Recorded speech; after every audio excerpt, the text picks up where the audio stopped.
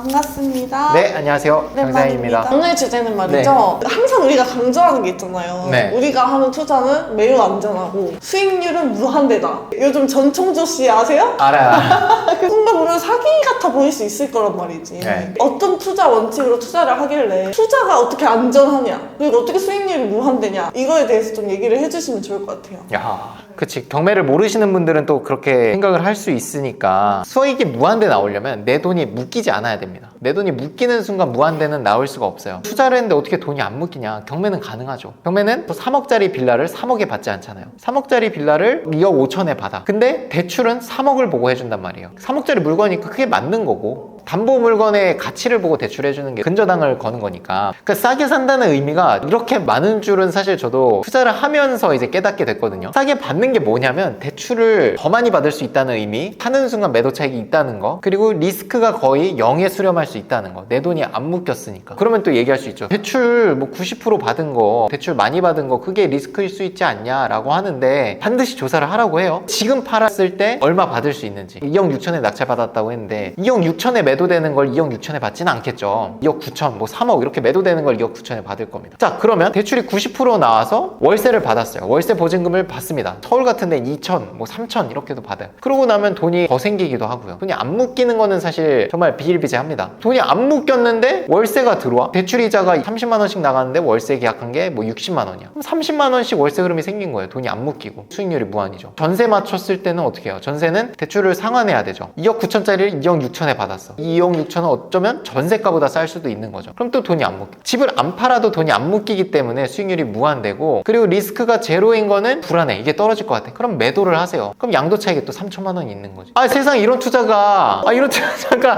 진짜 어딨냐고. 내가 진짜 뭐 가스라이팅 하거나 이런 게 아니라 난 I am 신뢰. 난 믿어라. 갭 투자도 실제로 해보시죠. 아, 갭 투자. 제 앞에서 갭 투자. 아, 저 갭 투자도 많이 했어요. 아, 잠깐만. 휴지 좀. 투자하면서 뭐 실패라고 말하긴 싫어요. 근데 아직 매도 안 했잖아요. 네, 갖고 있어요. 근데 그게 그 당시 이제 받았던 대출이 지금 집값이어서 문제지.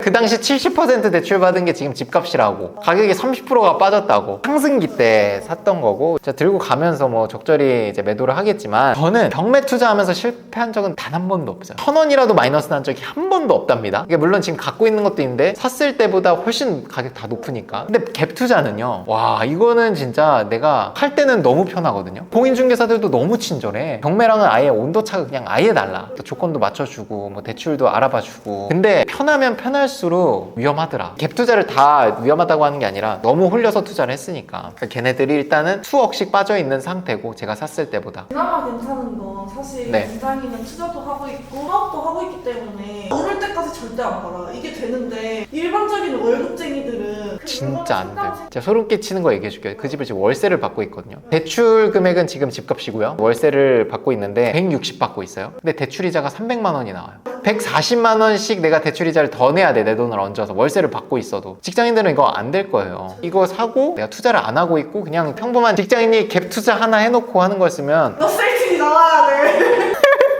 그만큼 진짜 위험한 겁니다. 이 가격이 크면 클수록 이게 떨어질 때는 정말 낙차폭도 크고요. 만약에 대출을 풀로 받았을 땐 그 대출 이자, 특히 거기는 이제 상업용이라 대출 이자가 좀 비싼 것도 있어요. 갭 투자와 경매의 차이점은 이제 매수 방식이 다르죠. 법원 가서 내가 원하는 가격에 사는 게 경매고요. 일반 시장에 가서 집주인들이 원하는 가격에 사는 게 부동산에서 매수를 한다라고 하는데, 그 중에서도 갭 투자라는 게 뭐냐면 그 매수한 물건에 전세입자가 껴있는 거예요. 10억짜리 집에 6억짜리 전세입자가 껴있으면 나는 4억을 들고 가면 이거를 4억에 취등록세 법무비까지 하면 매수를 할 수 있는 겁니다. 이게 갭 투자. 애초에 갭이 껴있는 물건을 사는 게 이제 갭 투자고, 경매는 내가 원하는 가격에 사서 거기에 대출을 일으켜서 대출을 제외한 나머지 자본으로 매수를 하는 거죠. 그 과정에서 경매이기 때문에 뭐 명도하고 인테리어하고 뭐 이런 부가적인 게 들어가긴 하는데, 절대적으로 경매는 애초에 이기고 들어가는 투자이기 때문에 이 갭 투자랑은 달라. 똑같이 집값이 빠진다고 해도 여기는 안전마진이 있기 때문에 빠져도 타격이 별로 없고, 여기는 빠지면 빠지는 그대로 손해인 거죠. 보통 갭 투자한다 그러면 그러면 금액 단위가 좀 많이 크죠. 제가 말씀드린 소액 빌라는 경매로는 접근을 하지만 갭 투자로 빌라를 사시는 분은 지금은 저는 없을 거라고 봐요. 거의. 보통 아파트를 얘기한단 말이죠. 금액이 또 크기 때문에 이게 빠지는 폭도 3만 원이랑 1억을 물어줘야 된다라고 했을 때 거기서 오는 심리적 압박감의 차이는 정말 클 겁니다. 단타 매도가 가능한 것도 경매만 가능하죠. 여러 채를 하더라도 내가 원하는 때 또 매도를 해도 남으니까 사실 여러 채를 했다는 게 그 여러 채를 다 갖고 있다는 의미는 아닌 것 같아요. 10채를 했어도 내가 8채를 팔면 2채만 남는 거고. 갭 투자를 하고 나서 오히려 저는 감사해요. 그 경험을 토대로 저는 다시 한번 정말 공고히 제 투자 원칙을 세우게 됐거든요. 나는 경매로만 간다. 5채를 해도 여기서 성과가 훨씬 몇 배 이상 좋고 여기는 마이너스가 나니까 나머지 4채 잘한 게 다 상쇄가 돼버려.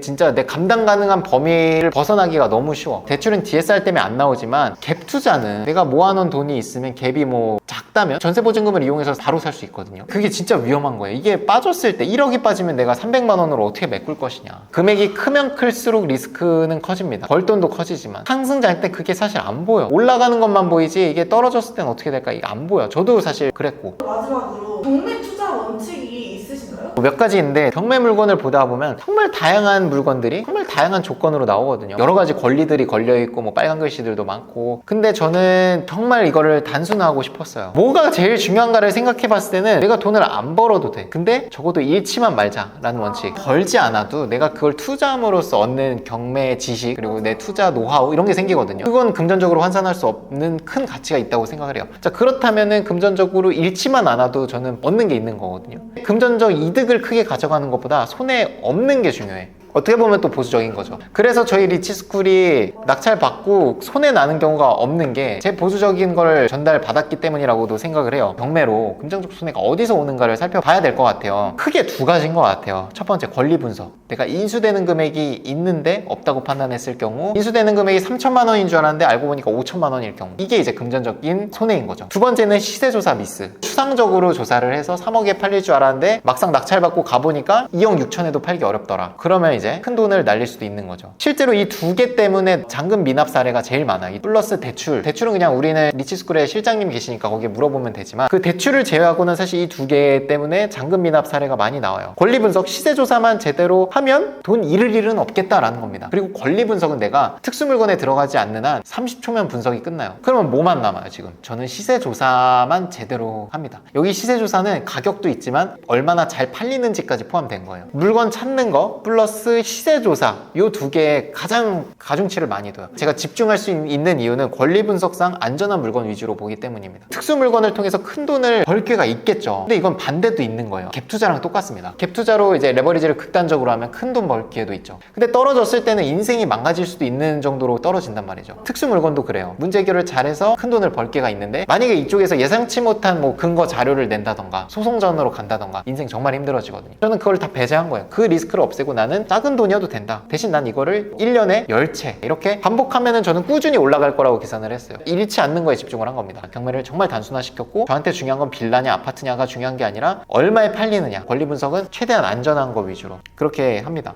좋습니다. 깔끔한 편집 부탁드립니다.